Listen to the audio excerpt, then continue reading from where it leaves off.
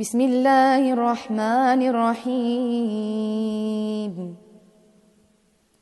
اللهم ارحمنا بالقرآن واجعله لنا إماما ونورا وهدى ورحمة.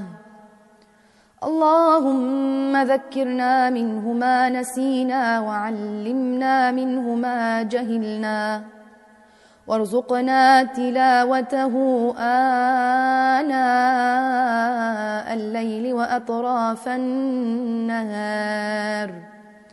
واجعله لنا حجة يا رب العالمين.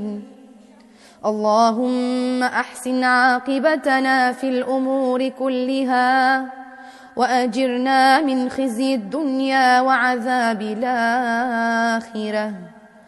اللهم اقسم لنا من خشيتك ما تحول به بيننا وبين معصيتك، ومن طاعتك ما تبلغنا جنتك، ومن اليقين ما تهون به علينا مصائب الدنيا، ومتعنا بأسماعنا وأبصارنا وقوتنا ما أحييتنا، واجعله الوارث منا، واجعل ثأرنا على من ظلمنا، وانصرنا على من عادانا، ولا تجعل مصيبتنا في ديننا، ولا تجعل مصيبتنا في ديننا، ولا تجعل الدنيا أكبر همنا ولا مبلغ علمنا،